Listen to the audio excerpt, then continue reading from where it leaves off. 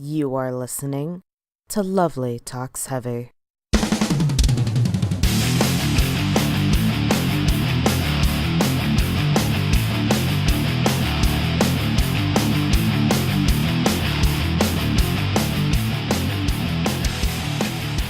Hello everybody, and welcome to Lovely Talks Heavy. I am your host, Lovely, and I discuss everything I enjoy with regard to heavy music. Except, this week, I'm not. This week, I'm going to share with you some very unmetal confessions. Things that some might consider embarrassing, but I just consider another part of myself and simply not metal. This is sort of inspired by those quote ungoth confessions unquote videos on YouTube starring all your favorite goth icons of the modern digital age. But you know, this is just not metal. The usual count I think is like 10 or something, but I'm not sure I'll do exactly that. Let's just see how the spirit moves me, shall we?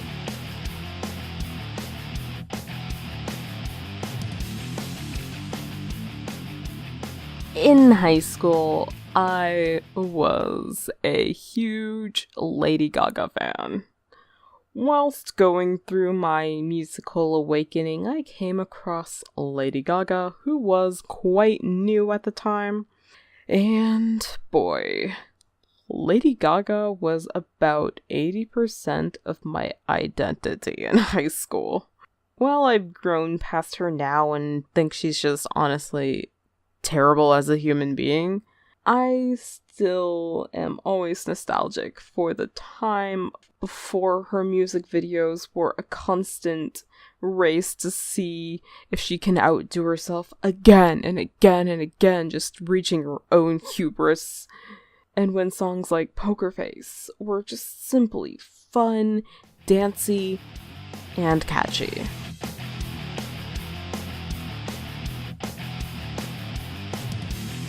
A couple of my favorite anime are Sailor Moon and Precure. While I've said before that metalheads typically are nerds, and anime is one of those things that one can be a nerd for, and Sailor Moon is considered a classic of all classics in all of anime, and therefore, quote, acceptable, unquote, for people to like, nay, accepted, but better yet, expected of people. One, Sailor Moon was a part of my life long before heavy metal was, and two, it continues to be a part of my life, and it's a part I keep separate from heavy metal. 3, on the subject of Precure, while I also enjoy it separately from metal, it's something that never was super deep. Like, I love it, it's cute aesthetically, and I do have favorite characters and everything, but it's not something I go to for an experience of genre reinvention or for anything super meaningful. It's super predictable, using tropes of magical girl anime that Sailor Moon surely popularized, but I don't even care. I don't pretend it's any deeper than it actually is, considering it's made for children, you know. A fun sidebar, though, regarding Sailor Moon. When I went to see Cradle of Filth last year, when they were on tour with Butcher Babies and Nia Obliviscaris, I had gotten meet and greet passes, which was kind of special because it was my first time paying for my own concert tickets, and also just my first time doing a paying for my own meet and greet sort of situation. I was ecstatic. So anyway, the whole meet and greet included getting autographs and then getting your own picture taken by their tour crew, which is really cool. So when it came time to take my photo, I decided to do something different because I want, when it comes to band photos, if I'm ever in a situation of getting a band photo, I always want to do something interesting and unique and not a typical metal horns or middle fingers sort of situation, which is what a lot of people do, and I want to be able to stand out of it. So I asked them, do you guys know what Sailor Moon is? The 1/5 of Critical Tilt that does know about Sailor Moon was their keyboardist Lindsay Schoolcraft. So I said Sailor Moon, she's like, oh, I know what that is. And so we just kind of led the charge in posing like Sailor Moon. And it was really fun and funny, and I love it. It's like one of my most favorite pictures ever to this day. So I'll like have to do a flashback Friday or something at some point with that picture, because it is just one of the best things ever. Anyways, moving on.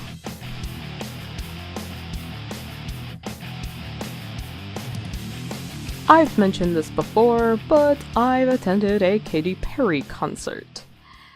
How I got there was a complete matter of coincidence. I was riding with people I graduated with to an open house, and we talked about Katy Perry. Like, the subject just sort of landed on Katy Perry as far as our conversation went. And then our conversation, when it hit Katy Perry, went a little bit of something like this. I did Katy Perry. Oh yeah, you like her enough to see her in concert? Yeah. Where are you going with this? Well, we have a spare ticket. You want it? Sure. Cool. And it turns out, through a long chain of association and degrees of separation, it allowed this to happen, basically. I will admit all of the chain of events and association and all that fun stuff just for the sake of time, but I will say that I did get to ride in a limo to the venue. Marina and the Diamonds and DJ Skeet Ski opened the show, and Katy Perry's set was a lot of fun. She changed her outfit a lot of times when she played Hot and Cold, did a cover of Friday by Rebecca Black, and she did a whole lot more. It was a non-stop, high-energy, fun performance. Even if I don't care about Katy Perry now, it's just like a fun thing to look back to. At the end, she played Firework, and literal fireworks were going off, and a little bit of the ash got into my eye, and I got like pink eye for a few days. That was great. She also did an encore with her song California Girls, where at the end she and her dancers shot foamy water into the crowd, and just a tiny bit got into my hair. Beach balls were also flying around and getting volleyed by the audience, and when it was time to leave, it was hilarious watching the balls deflate as people carried them out as little souvenirs. It was a very fun time, overall.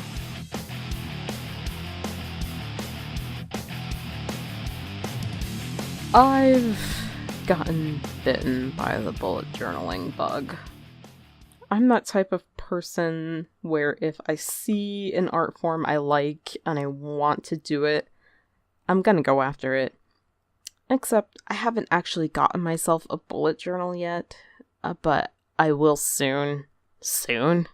It's just so fun watching all the time-lapse videos of people doing calligraphy and making all their own spreads and stuff, and it's like probably one of the most basic white girl things out there, but it looks so cool and I want to try it.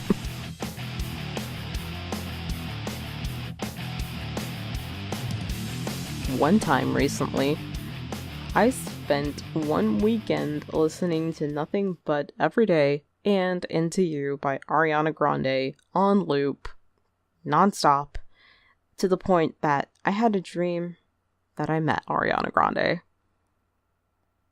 Yeah.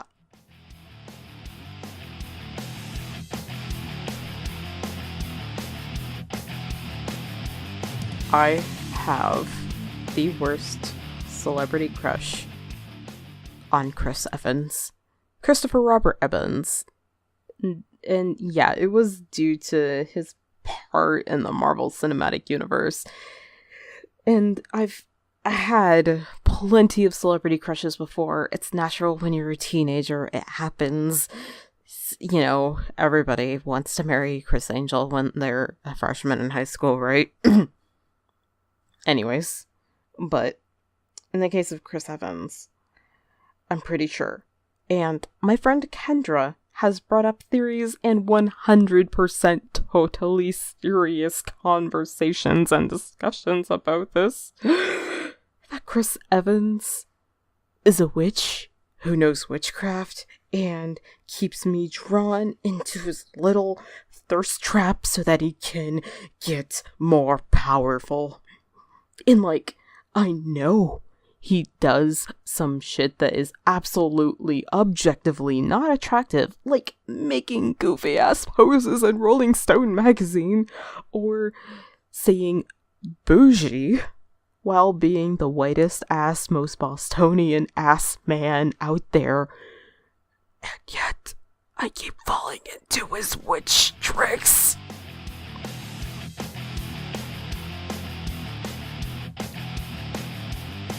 That's it for this episode of Lovely Talks Heavy. If you enjoyed this episode, please share it with a friend. Every time this podcast hits a new set of ears, it means the absolute world to me. If you want to share your unmetal confessions or have feedback on this podcast, hit me up on my social media. On Instagram, Tumblr, Twitter, YouTube, and Mixcloud, I am Lovely Metalhead. Simply Lovely Metalhead, no space between those two words. Next week, I'll be returning from the depths of NaNoWriMo, and hoo boy, it will be December. I can't wait to share with you how this whole thing turned out, and until next week, you stay brutal. Bye.